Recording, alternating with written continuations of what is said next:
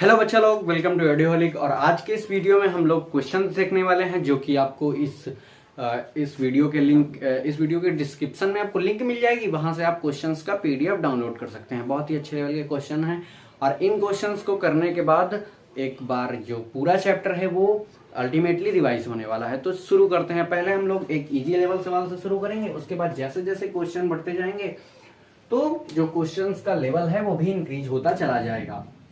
तो पहला क्वेश्चन यहाँ पर है, calculate the molecular mass of C6H12O6। Molecular mass कैसे निकाला जाता है? मॉलिक्यूलर मास में हम लोग क्या देखते हैं? मॉलिक्यूलर मास में हम लोग देखते हैं कि उसमें एटम्स कौन कौन से हैं और उन एटम्स का मास कितना है और वो कितने हैं, समझते हैं।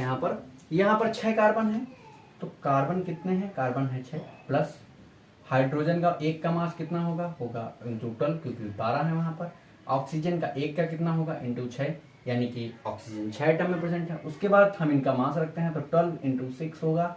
और हाइड्रोजन का होता है 1.008, लेकिन हम लोग यहाँ पर 1 ही रखेंगे क्योंकि 1 ही लगभग आता है ना, तो इतना होगा। उसके बाद ऑक्सीजन का हम लोग रखेंगे 16 इंटू 6। उसके बाद जब इसे हम कैलकुलेट करेंगे तो चलो अच्छा करके बता देते हैं। तो बर्छंग 72, उसके बाद 12 पंजा 12, उसके बाद यहाँ जाएगा 96। अब जब हम इसको जोड़ेंगे तो आंसर आएगा, यानी 6 2 8 2 10, 0 ऊपर गया 1, 9 1 10, 1 11 और 11 7 18, 180 ग्राम। तो C6H12O6 यानी कि ये किसका ग्लूकोज का फार्मूला है, यानी कि ग्लूकोज का जो एटॉमिक मास होता है, यानी ग्लूकोज का जो मॉलिक्यूलर मास होता है वो होता है 180। हमने इसको कैलकुलेट करके निकाल लिया। उसके बाद हम बात करते हैं दूसरे क्वेश्चन की, जो कि यहाँ पर दिया हुआ है।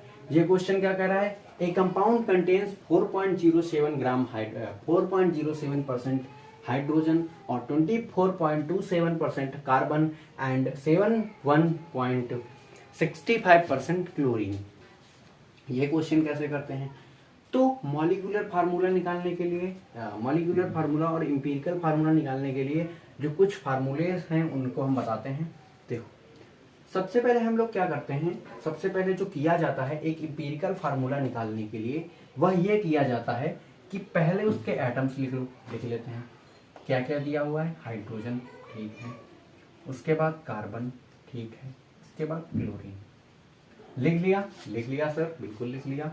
उसके बाद हम क्या करते हैं, उनके जो परसेंट दिए होते हैं, यानी कि वो कितने परसेंट मात्रा में दिए हुए हैं, उनको हम डिवाइड कर देते हैं उसके मॉलिक्यूलर मास से, उसके एटॉमिक मास से। एलिमेंट है तो एटॉमिक मास से।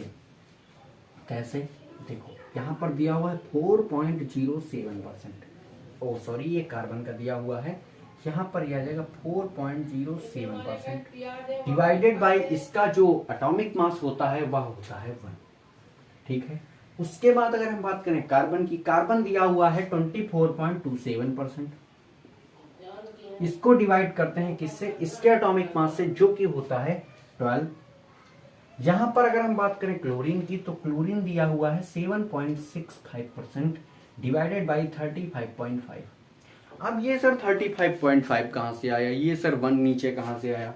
बच्चों अभी हमने बताया ना कैसे, कि जब कभी भी इंपीरिकल फार्मूले को निकालना होगा तो हम क्या करेंगे, हम उसके परसेंटेज देखेंगे कि कितने परसेंट में दिया हुआ है एलिमेंट, उसके अंदर एक कंपाउंड बन रहा है, उसमें कितने परसेंट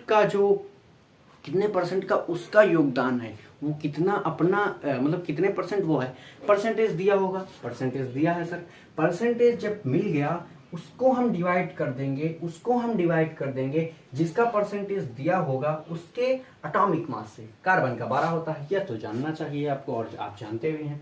तो हमने वही किया, यहाँ पर हाइड्रोजन का डिवाइड किया, ठीक है। फिर हम अब क्या करेंगे, अब हम इसको डिवाइड कर देंगे। जब हम इसको डिवाइड करेंगे तो यहाँ पर आ जाएगा लगभग 2.02, यहाँ पर आ जाएगा 4.07 दिया हुआ है, 4.07। रुको एक बार क्वेश्चन देखें, क्या यही सब कुछ दिया हुआ है? हाँ, 4.07 ही है, 4.07। और यहाँ पर ये इसको जब हम इससे डिवाइड करेंगे तो 35 2 जा 72, 35 2 जा 70, ये लगभग आ जाएगा 2.02 के बराबर, लगभग इतना ही आ जाने वाला है। अब हम इन्हें क्या करते हैं, अब इन्हें सिंपल बनाने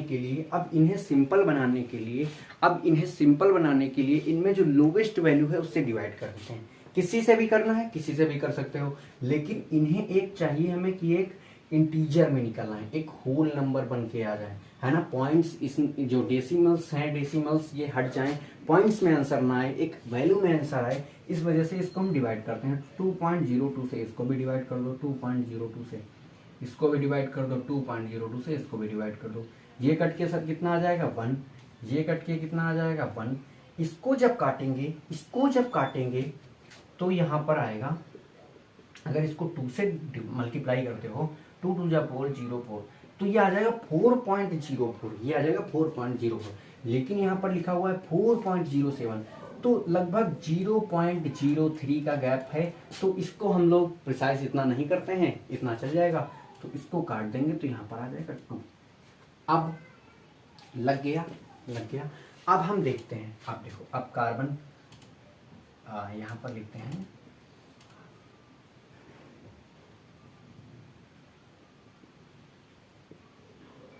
इंपीरिकल फार्मूला। कार्बन का कितना 1, उसके बाद हाइड्रोजन 2 और क्लोरीन 1। तो ये आपका आ जाता है, यह आपका आ जाता है इंपीरिकल फार्मूला। कैसे किया फिर से बताते हैं। हमने क्या किया, हमने उसके परसेंटेज देखे, कितने परसेंट में कौन सा एलिमेंट दिया हुआ था। ठीक है सर, जब इतना पता चल गया, फिर हमने क्या किया, उसके एटॉमिक मास से उसको डिवाइड कर दिया। ठीक है सर, बस उसके बाद सिंपली इसको सॉल्व कर लिया, वैल्यू ऐसे आई। अब हमें वैल्यू सिंपल करनी थी तो एक नंबर से डिवाइड कर दिया, ये दोनों भी कट गए या तीसरा भी कट गया, है ना, तो सिंपल तरीके से बन गया। अब बात आती है मॉलिक्यूलर फार्मूला की। मॉलिक्यूलर फार्मूला क्या होता है? मॉलिक्यूलर फार्मूला बड़का होता है, यानी कि जैसे ये है ना, सब कुछ बड़े डिजिट्स में, लंबे डिजिट्स में ऐसा होता है, क्योंकि इंपीरिकल फार्मूला हम लोग सिंपल फार्मूला बोलते हैं, उसको सिंपल करके डिवाइड करके ले आते हैं। लेकिन जो मॉलिक्यूलर फार्मूला होता है उसमें जो जिसके जितने वैल्यूज होती हैं वही रखी जाती हैं। वो कैसे निकलता है?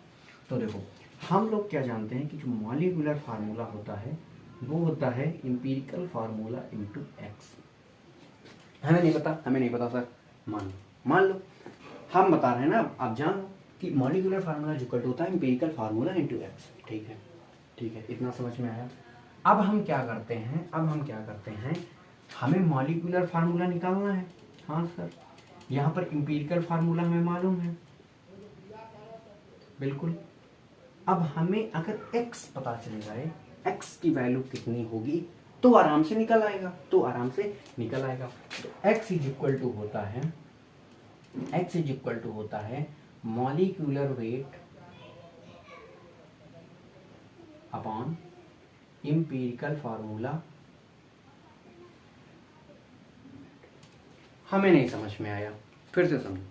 हम लोग कैसे निकालते हैं, जब कभी भी हमें मॉलिक्यूलर फार्मूला निकालना होता है तो इंपीरिकल फार्मूला को किसी x से मल्टीप्लाई करना है। सिंपल है ना, किसी x से मल्टीप्लाई करना है। वो x कैसे निकालेंगे, तो मॉलिक्यूलर वेट रखो अपॉन इंपीरिकल फार्मूला का वेट रखो, आराम से। इंपीरिकल फार्मूला मास या वेट, बात वही, केमिस्ट्री में डिफरेंस नहीं होता है। इंपीरिकल फार्मूला का मास और ऊपर मॉलिक्यूलर मास। ठीक है सर, फिर से एक बार हमने ऐसे किया, यहाँ से इनका परसेंटेज को एटॉमिक मास से डिवाइड किया, इतना आया। उसके बाद इंपीरिकल फार्मूला निकाला। इंपीरिकल फार्मूला को जब x से मल्टीप्लाई करते हैं मॉलिक्यूलर फार्मूला बनता है। x कैसे निकालते हैं, मॉलिक्यूलर मास को डिवाइड कर दो इंपीरिकल फार्मूला के मास से। अब यहाँ पर इसका मॉलिक्यूलर मास कितना है, तो मॉलिक्यूलर मास जो था वो हमें क्वेश्चन में दे रखा था, यानी 98.96। ठीक है सर। अब सर इंपीरिकल फार्मूला का मास कैसे निकालें, ये तो हम नहीं निकाल पाएंगे। अच्छा चलो निकलवाते हैं।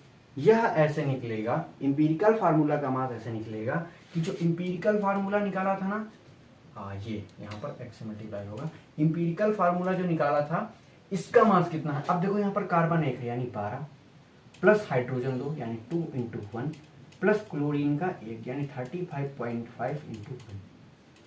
इसको जोड़ने पर कितना आने वाला है, तो 98.96 डिवाइडेड बाई, तो 12 to 14। 14 को जब 35 में ऐड करेंगे, यानी कि हम लोग 14 को जब 35 में ऐड करेंगे तो आएगा 0.5, यहाँ पर आने वाला है 0.594, 49.5, यहाँ पर ये आएगा 49.5। अब जब हम इसको डिवाइड कर देंगे तो ये आ जाएगा 2, ये आ जाएगा 2, लगभग 2 ही आने वाला है। अब जब यहाँ पर 2 आ गया, x की वैल्यू हमें मिल गई 2, यहाँ पर हम पुट कर देते हैं, तो molecular formula is equal to C1H2Cl1 और इसको मल्टीप्लाई करेंगे 2 से, तो ये बन जाएगा C2H4Cl। ये आपका आ जाता है मॉलिक्यूलर फार्मूला, यानी कि इंपीरिकल फार्मूला सिंपल होता है। सिंपल यानी कि जो सबसे छोटी जो इसकी वैल्यूज कर दी जाए, रेशियो उनका सबसे छोटा कर दिया जाए, यानी 2 से डिवाइड करके लाया जाए, है ना। और मॉलिक्यूलर फार्मूला होता है, वो होता है ओरिजिनल फार्मूला, कि उसका ओरिजिनल फार्मूला क्या था। ठीक है, ये क्वेश्चन हो गया। अब हम चलते हैं अगले क्वेश्चन पर।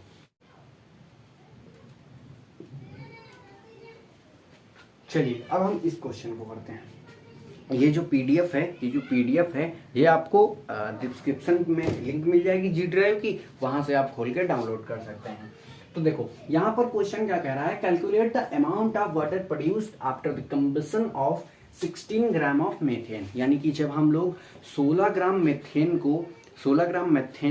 को जलाते हैं तो वहां से कितने ग्राम ऑफ वाटर प्रोड्यूस होता है। इस क्वेश्चन को करने के लिए पहले हम इसका जो रिएक्शन है उसको लिख लेते हैं। मेथेन यानी कि CH4, ठीक है।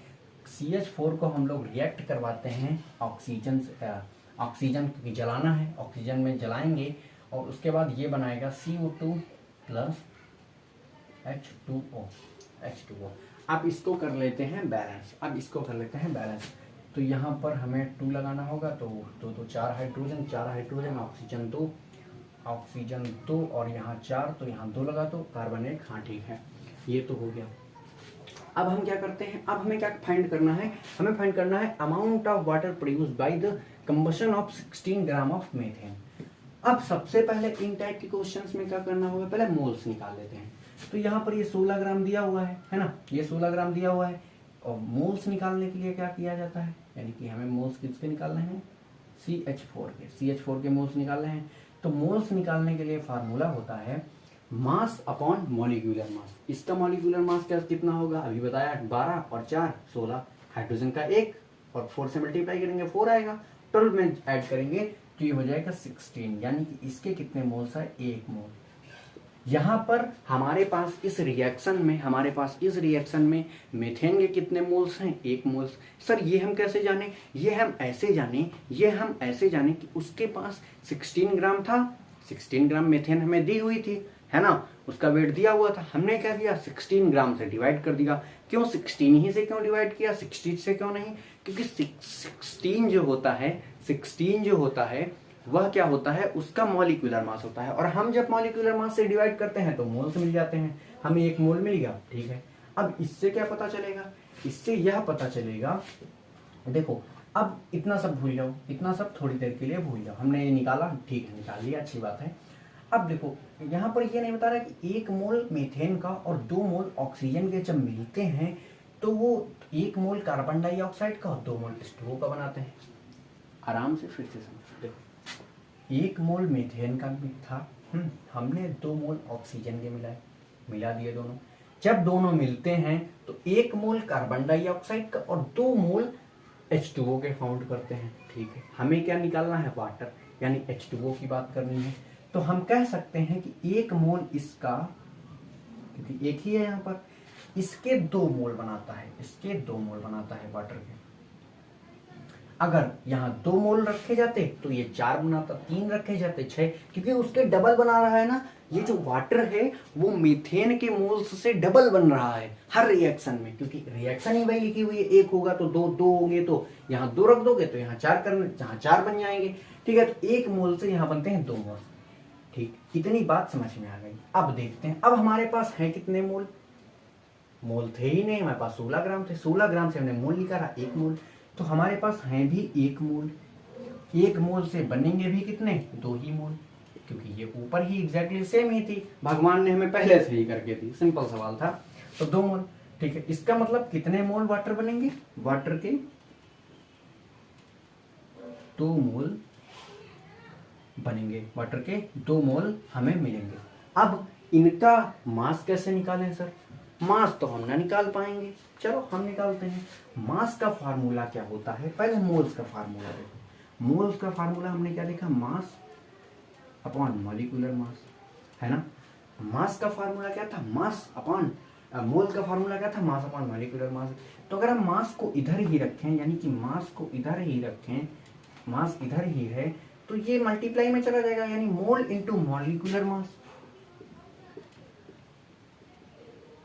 बस यहां से इसका मास निकल आएगा।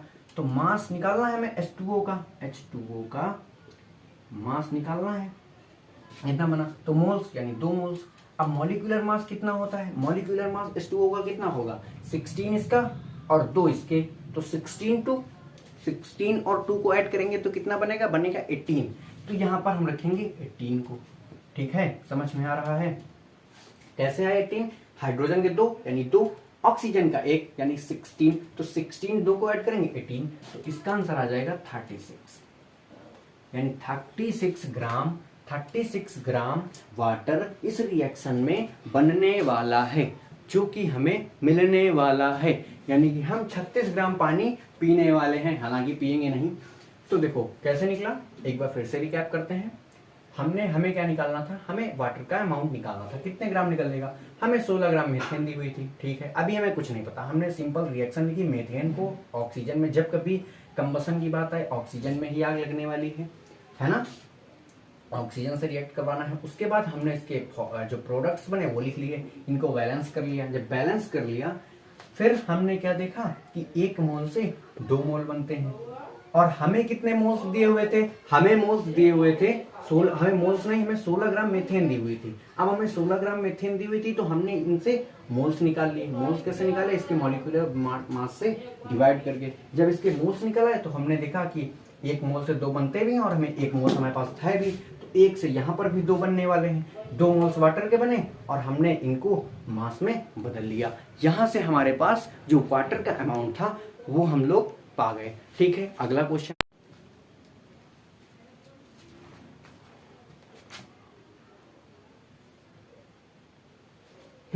तो अब यहां पर क्या करना है, हमें क्वेश्चन क्या पूछा हुआ है, how many moles of methane are required to produce 22 gram of CO2 after combustion. तो क्या बोल रहा है क्वेश्चन, पहले हम इसको देखते हैं। तो क्या बोल रहा है, how many moles of methane, यानी मेथेन को कंबसन करवाना है, यानी कि मेथेन को जलाना है। तो अभी हम करते हैं, पहले रिएक्शन लिखते हैं, उसके बाद इसका जो क्वेश्चन पूछ रहा है और इसको सॉल्व करेंगे। तो मेथेन को हम लोग रिएक्ट करवाते हैं ऑक्सीजन से, तो ये बनाएगा CO2 प्लस H2O। तो अब क्या है, यहाँ पर इसको बैलेंस करवा लेते हैं, अभी पिछले क्वेश्चन में भी बैलेंस करवाया गया था। तो यहाँ पर ये रखा जाता था 2, है ना, तो यहाँ पर हाइड्रोजन के 4, यहाँ पर भी रख दो 2, अरे यार 2 H2O, ठीक है। अब क्या बोला है, अब यह बोला है कि हमें कितने मोल्स मेथेन के चाहिए, इसके मोल्स निकालने हैं, मोल्स ऑफ मेथेन हमें फाइंड करने हैं। दिया क्या हुआ है, प्रोड्यूस होता है 22 ग्राम CO2, यानी इसका 22 ग्राम निकल रहा है, मतलब ये जो है इसकी जो क्वांटिटी है, मतलब इसका जो अमाउंट है वह 22 ग्राम है। तो अभी जो दिया हुआ है उसके हम लोग सबसे पहले क्या करते थे, पिछले क्वेश्चन में हमने क्या किया, जो चीज दी हुई थी उसके मोल्स फाइंड कर लो, है ना। उसके बाद फिर क्वेश्चन को सॉल्व करने का ट्राई करते हैं। तो पहले इसके मोल्स निकाल लेते हैं। तो इसके मोल्स कितने होंगे, यानी कि इसका मास दिया हुआ है 22 ग्राम मोल्स ऑफ CO2, है ना। तो 22 ग्राम, और इसका मॉलिक्यूलर मास कितना होता है, तो 16 टू जा 32, और 32 में ऐड करेंगे 12, तो कितना हो जाएगा, 44। कितना हो जाएगा, 44। यानी कि यहां से इसके कितने मोल्स आए, 0.5 मोल्स, या हाफ भी बोल सकते हैं, आधे मोल निकल के आया, यहां से आधा मोल निकल के आया, ठीक है। अब क्या करते हैं, अब हम लोग क्या देखते थे कि यहाँ CH4 के 1 मोल से यहाँ CO2 भी बन रहा है 1 मोल, है ना। यहाँ इसके 1 मोल से CO2 कितना बन रहा है, 1 मोल, है ना। अभी पिछले क्वेश्चन में हमने वाटर के केस में क्या देखा कि वहां पर 1 मोल मीथेन से 2 मोल बन रहे थे वाटर के, लेकिन यहाँ कार्बन डाइऑक्साइड के केस में 1 मोल से 1 ही मोल बन रहा है। बैलेंस करने के बाद हमने देख लिया, ठीक है सर, 1 मोल से 1 मोल। अब देखते हैं, यानी कि 1 मोल कब बनता है, जब मीथेन 1 मोल ली जाए। अब अगर यहाँ पर 0.5 मोल बन रहा है तो क्या होगा सर, क्योंकि अपने को तो 0.5 ही मोल फाउंड करना है, तब तो 22 ग्राम CO2 निकलेगा। 22 ग्राम CO2 निकला, इसको मोल में बदला, तब 0.5 आया। तो 0.5 कितने से बनेगा बताइए, तो 0.5 भी बनेगा 0.5 से ही। क्यों, क्योंकि 1 से 1 बनता है, 2 से 2 बनेंगे, आधे से आधा बनेगा, है ना, आधे से आधा बनेगा। यानी 1 बनता है 1 से, तो आधा बनेगा आधे से, ठीक है सर, आधे मोल से बनेगा। अब क्या बोला है, मोल से बोला है। इसका जो मास है उसे कैलकुलेट नहीं करना है, लेकिन फिर भी हम आपको इस कॉर्नर में बता देते हैं। अगर यहाँ पर बोलता कि कितने अमाउंट ऑफ मीथेन से 22 ग्राम ऑफ CO2 बनेगा, तो 0.5 मोल से बनेगा। तो हम लोग क्या करते, मास निकालने के लिए उसका 0.5 से मल्टीप्लाई करवा देते इसके मॉलिक्यूलर मास को, यानी कि 12 और 4 यानी 16, 12 और 4 16, तो यहाँ पर आ जाता 8 ग्राम। हालांकि ये क्वेश्चन में नहीं पूछा है, तो आंसर आपका आ जाएगा 0.5 mole of methane required for making 22 gram of CO2। कैसे किया सर, एक बार फिर से बताओ। देखो बच्चों, हमने क्या किया, हमें फाइंड करने थे कि कितने मोल मीथेन से, यानी कितने मोल्स मीथेन के लिए जाएं तो 22 ग्राम CO2 बन जाए, 22 ग्राम CO2 बन जाए। अब हम क्या करते हैं, अब हम यह करते हैं कि जितने चीजों के मोल्स दिए हुए हैं, सबसे पहले जितनी चीजों का जो मास दिया हुआ है या फिर मोल्स दिए हुए हैं उनको लिख लेते हैं। तो हमें 22 ग्राम CO2 प्रोड्यूस करनी थी, है ना, पूछा ना 22 ग्राम CO2 कब बनेगी, हम लोग कितना मीथेन ले बच्चों, तो 22 ग्राम CO2 बन जाए, है ना। तो हमने क्या किया, 22 ग्राम CO2 हमें बनानी है ना, बनने वाली है। तो 22 ग्राम से हमने इसके मोल्स निकाल लिए। अब मोल्स कैसे निकलेंगे, हमने 44 से डिवाइड किया मॉलिक्यूलर मास से CO2 के, तो यहाँ पर आधा मोल निकल के आया। क्या निकल के आया, आधा मोल, कि हमें आधा मोल CO2 बनाना है, ठीक है। उसके बाद हमने इसकी इक्वेशन लिखी रिएक्शन की। तो हमने इक्वेशन में क्या एक चीज नोटिस की, हमने इस इक्वेशन को बैलेंस करने के बाद क्या नोटिस किया, 1 मोल से 1 ही मोल बनता है, 1 मोल मीथेन से 1 ही मोल बनता है कार्बन डाइऑक्साइड का, है ना। इसका मतलब क्या है कि 1 मोल से 1 बन रहा है, यानी कि 1 मोल कब बन रहा है, जब मीथेन 1 मोल हो। 1 मोल कब बन रहा है CO2 का, 1 मोल CO2 का कब बन रहा है, जब मीथेन 1 हो। इसका मतलब अगर यहाँ 22 ग्राम नहीं, अगर यहाँ पर 0.5 मोल बन रहे हैं, जो कि हमने फाइंड किए, पहले फाइंड किया ना, तो इसका मतलब कि जो मीथेन होगी, इसका मतलब जो मीथेन होगी वो भी 0.5 मोल होगी, वो भी आधा मोल होगी, है ना, हाँ बिल्कुल होगी। तो वहीं से हमें इसका आंसर मिल गया कि मीथेन कितनी होने वाली है, 0.5 मोल या फिर आधा मोल, ठीक है।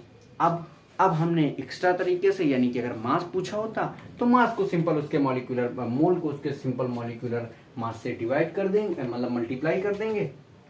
मास निकालना होगा तो उसके मोल को मॉलिक्यूलर मास ऑफ मीथेन से मल्टीप्लाई कर देंगे तो 8 ग्राम आ जाएगा। हालांकि ये आपके क्वेश्चन में नहीं पूछा हुआ था, तो इसको इरेज कर देते हैं।